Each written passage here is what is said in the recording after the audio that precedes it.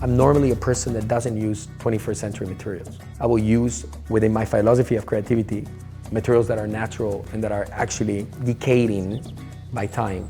When I confronted myself with Caesarstone the first time, I was not truly believing I could do something special with it. I thought it would not give me the flavor I wanted. But now that I've used it, I've understood that it's actually the opposite.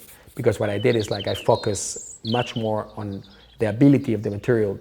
The enriching part of Caesarstone is actually when you combine it. When you combine it, you create contrast, not only by creating contrast with color, but also with textures and different reflections that you get in the material. So immediately I thought about that marquetry could be an interesting use. Now, if you think about marquetry, how it used to be done with marble, it's hardly impossible to make it, in this scale. But if you think about the plates of Caesarstone and the way technology allows you to cut it, then you can bring it up and bring something really special to it. So this is how I discovered it. Sort of putting it together, understanding that this was perfect, and then by cutting it with the high-tech technology they got, you get an amazing result, like a 21st century marquetry, which is actually something you don't see so often. This kit is being cut in Caesarstone, yeah? One material, another material. So for me now, I look at the material in a completely different way. I think Caesarstone is much more luxurious than we think. So today I'm kind of changing my philosophy.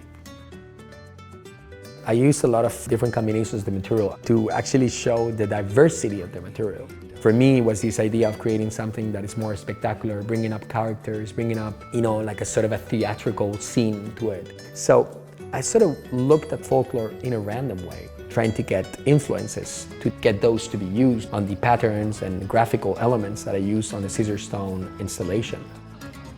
As a visitor, you enter this palace, which is completely amazing, in terms of size and grandeur. It used to belong to Napoleon. And when you enter the installation, you're seeing a complete new world that you haven't seen before, and it just shocks you around. And you sort of get a lot of energy from it, because it's made and built from energy. You'll see graphics you've never seen. You've seen the material performing completely different. And when you get out of there, you think you're in Milan in the furniture fair, but you've seen a fantastical world. This is what happens.